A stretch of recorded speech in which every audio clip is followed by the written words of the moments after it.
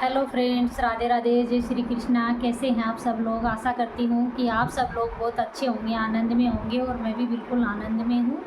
तो सबसे पहले मेरी यूट्यूब फैमिली को एकादशी की ढेर सारी शुभकामनाएं। और आज का वीडियो लेके आई हूँ एकादशी पे कि एकादशी है, ये कौन सी एकादशी है और इसके करने से हमें क्या फल मिलता है। तो ये सारी चीज़ें मैं आपको इस वीडियो में बताऊंगी। मेरा काम है मेरी यूट्यूब फैमिली को अच्छे अच्छे टॉपिक बताना, जिससे सबका अच्छा हो सके, मेरी यूट्यूब फैमिली है वो बिल्कुल हैप्पी रह सके।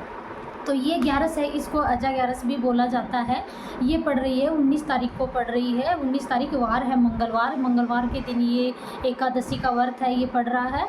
तो ये बहुत ही अच्छा है, बहुत ही शुभ है। तो ये अजा 11 जो होती है एकादशी, तो इसका मतलब क्या होता है? इसका मतलब होता है समस्त पापों का नाश करने वाली। ये नहीं, हमारे जितने भी पाप हैं, जितने हमारे से जाने अनजाने में जो भी पाप हो जाते हैं, तो उनको नष्ट कर देती है, उनको हर लेती है। तो ये 11 का बहुत बड़ा पुण्य मिलता है, बहुत बड़ा फल मिलता है एकादशी का। तो इसको हमें करना चाहिए। और भाई कुछ बहनें हैं वो नहीं कर पाती है, यानी किसी कारणवश किसी की तबीयत सही नहीं रहती है या फिर वो उपवास नहीं कर पाते हैं, कुछ बहनें तो करती हैं। तो ये सारी चीज़ें हैं मैं आप लोगों को बताऊँगी।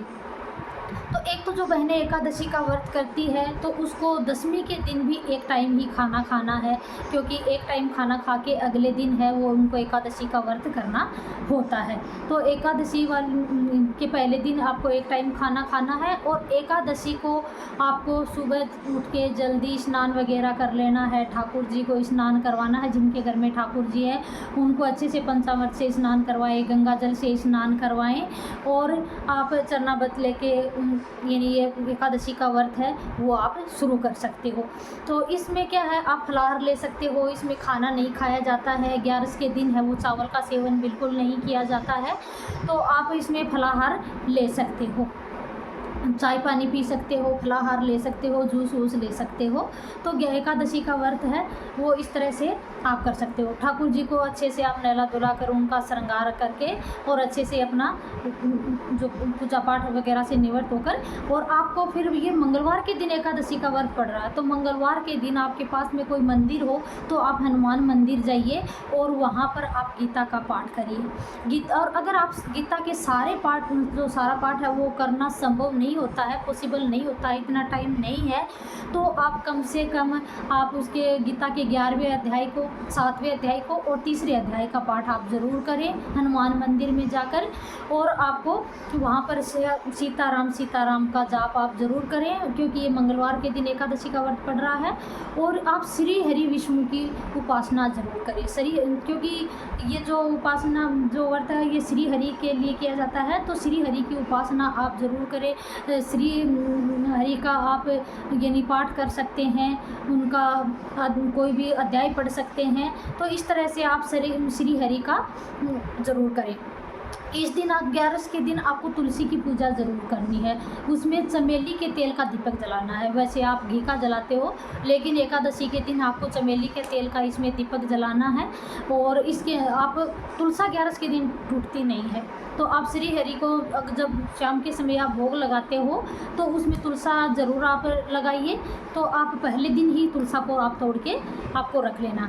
एक है ये ठाकुर जी का, यानी ठाकुर है जी के लिए अपन ये जो कर रहे हैं एकादशी का व्रत है, तो ठाकुर जी के मंदिर में आप जाइए। जैसे राधा रानी का कोई मंदिर है तो वहाँ पर एक सुगंधित इत्र जो भी हो, एक सुगंधित अच्छा सा इत्र हो, वो भगवान को ज़रूर आप समर्पित करें, ज़रूर अर्पित करें। भगवान को ये बहुत ही शुभ माना जाता है, बहुत ही अच्छा माना जाता है।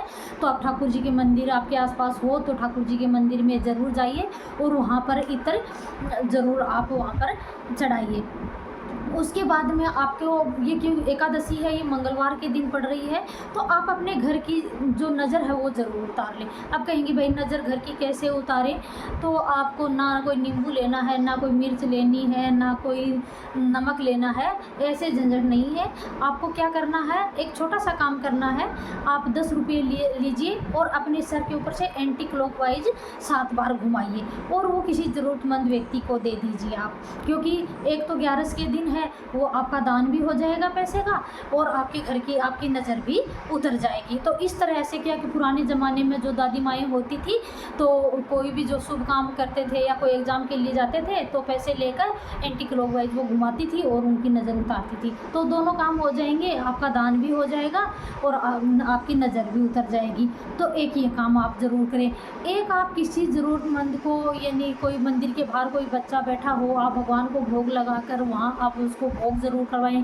किसी ज़रूरतमंद को कोई खाना ज़रूर आप खिला दें। तो ऐसा आप ज़रूर करिए। एकादशी का बहुत पुण्य मिलता है। एकादशी है वो हमारे सारे पापों को भर लेती है, हमारे जीवन में ढेर सारी खुशियाँ लेके आती हैं। तो ये है एकादशी के लिए वीडियो। आप मेरे चैनल को फर्स्ट बार देख रहे हो तो मेरे चैनल को लाइक करें, सब्सक्राइब करें, कमेंट करें। धन्यवाद।